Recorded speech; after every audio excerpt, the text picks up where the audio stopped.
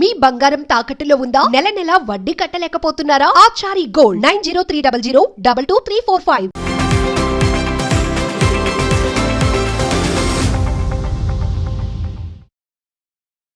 నమస్తే, welcome to our channel. నేను మీ దిలీప్. అసలు తెలంగాణ రాష్ట్ర ప్రభుత్వం అయితే ఒక మంచి నిర్ణయం తీసుకుందని ఒక వార్తలు అయితే నెట్టింట్లో హల్చల్ చేస్తున్నాయండి. అసలు ఆ తీసుకున్న నిర్ణయం ఏంటో ఈ వీడియోలో మనం తెలుసుకుందాం. తెలంగాణ రాష్ట్ర ముఖ్యమంత్రి రేవంత్ రెడ్డి గారు అయితే మొత్తానికి ఉక్కుపాదం అయితే మోపారు. అసలు ఇంజనీరింగ్ కాలేజ్ ఫీజులు ప్రతి సంవత్సరం ఎందుకు పెంచుతున్నారు, ఎందుకు పెరుగుతున్నాయి, ఆల్రెడీ పెంచారు కదా, సీట్లు మిగిలిపోతున్నాయి, మొత్తం అన్నిటి మీద విద్యా శాఖ మీద మొత్తం ఆరా అయితే ఆయన తీయడం అయితే జరిగింది రేవంత్ రెడ్డి గారు. అసలు ఏం జరిగిందో ఇప్పుడు మనం ఈ వీడియోలో ఒకసారి తెలుసుకుందాం. ఇది మనకి గ్రౌండ్ రిపోర్ట్ అనాలిసిస్. చూడండి, రాష్ట్రంలోని ఇంజనీరింగ్ కళాశాలలో తరచూ ఫీజులు పెంచుతూ ఉండడంపై ముఖ్యమంత్రి రేవంత్ రెడ్డి తీవ్ర అసంతృప్తి వ్యక్తం చేసినట్టుగా తెలిసింది. ఫీజులు భయంకరంగా ఇష్టం రీతిలో పెంచేస్తున్నారు. కాలేజీలైనా, యూనివర్సిటీస్ అయినా, స్కూల్స్ అయినా, వీటన్నిటి మీద ఆరా తీశారు. ఇప్పుడు ఇంజనీరింగ్ కాలేజీల మీద గట్టిగా ఫోకస్ అయితే చేయడం అయితే జరిగింది. ఇలాగే ఫీజులు పెరుగుతూ పోతే భవిష్యత్తులో కన్వీనర్ కోటలో సీట్లు చేరేందుకు కూడా విద్యార్థులు వెనుకాడే పరిస్థితి వస్తుందని ఆందోళన వ్యక్తం చేశారు.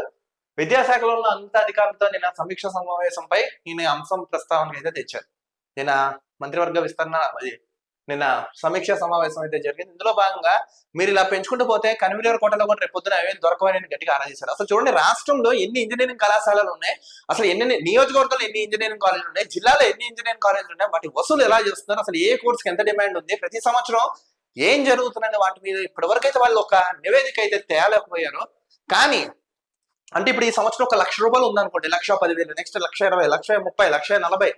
అసలు ఈ సంఖ్య అనేది ఎందుకు పెంచుకుంటూ పోతున్నారని గట్టిగా ఈయన సమీక్ష నిర్వహించారు. చాలా బాగుందండి. చూడండి, రాబోయే 3 ఏళ్లలో అంటే 2025, 26, 27, 28 విద్యా సంవత్సరం కాలానికి ఇంజనీరింగ్ కళాశాల కొత్త ఫీజులు ఖరారు చేసేందుకు అధికారులు రూపొందించిన నివేదికను సీఎం కు సమర్పించారు.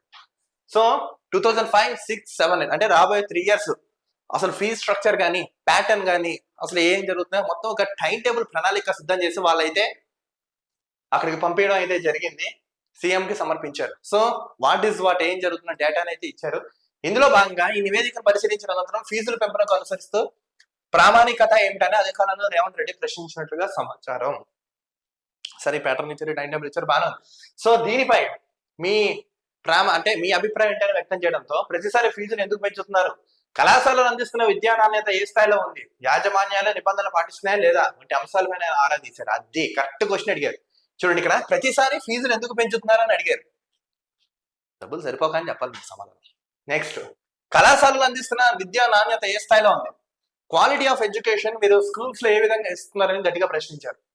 నెక్స్ట్, యాజమాన్యాలు నిబంధనలు పాటిస్తున్నాయా లేదా, రూల్స్ అండ్ రెగ్యులేషన్స్ పెడతా అంటే ర్యాగింగ్ కానీ, మెయింటెనెన్స్ కానీ, ఇంకా క్యాంపస్ ప్లేస్మెంట్స్ కానీ ఇవేమైనా చేస్తున్నాయా. కరెక్ట్ ప్రశ్న అడిగారు. ఏం చెయ్యరు అవే అడిగారు. ఫీజుల ఖరారు విషయంలో ఆలస్యమైన పర్వాలేదని మరింత లోతుగా శాస్త్రీయ పద్ధతిలో అధ్యయనం చేసి నివేదిక ఇవ్వాలని అధికారులను ఆదేశించినట్టు. మీరేం కంగారు అడగండి, మరొకసారి సమీక్షించండి, పరిశీలించండి. అసలు కింద స్థాయి వరకు అసలు ఏం జరుగుతున్నాయి ఏంటి మొత్తం మీరు ఒక డేటా కలెక్ట్ చేసి అది మాకు మరొకసారి సమర్పించండి అని అయితే తెలిపారు. కానీ ఒక విషయం చెప్తాను, కన్వీనర్ కోటాలో కానీ ఈ కోటాలో భయంకరంగా సీట్లు అయితే అమ్ముకుంటున్నారు.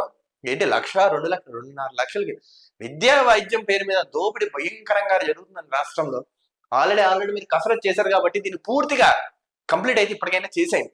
కంప్లీట్ చేస్తే ఇకపై అయినా మంచిగా ఉంటుంది మనకి. నెక్స్ట్, గతంలో 2016 విద్యా సంవత్సరంలో నాటి ప్రభుత్వం అంటే 2016లో 40 విజిలెన్స్ బృందాలను ఇంజనీరింగ్ కళాశాలకు పంపి రికార్డులను తనిఖీ చేయించిందని సీఎం గుర్తు చేశారు. 40 విజిలెన్స్ బృందాలను అప్పుడు ఇంజనీరింగ్ కాలేజీకి పంపించారు. అప్పుడు కేసీఆర్ గారు ఉన్నారు సీఎం గా. ఆ విజిలెన్స్ నివేదికలు ప్రస్తుతం ఎక్కడ ఉన్నాయి, వాటి ఆధారంగా ఎలాంటి చర్యలు తీసుకునే వివరాలు కూడా ఆయన అధికారుల నుంచి కోరినట్టు సమాచారం. సో అప్పుడు మీరు నివేదిక మీరు వెళ్ళి అప్పుడు ఎంక్వైరీ చేశారు కదా, వాటి రిలేటెడ్ తాలూకా ఏమైనా ప్రూఫ్స్ ఉంటాయి కూడా మాకు సబ్మిట్ చేయండి అని అడిగారు.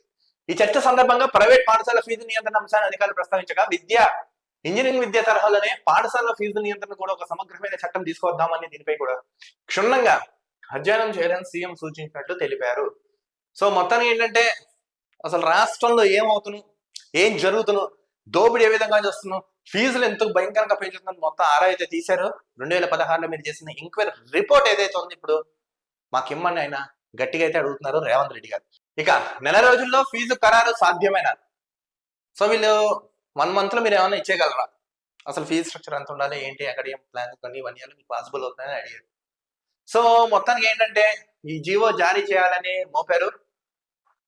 వీటి మీద అయితే ఉక్కుపాదం అయితే మోపారు రేవంత్ రెడ్డి గారు. కానీ రేవంత్ రెడ్డి గారికి ఒక విషయం చెప్తున్నాను.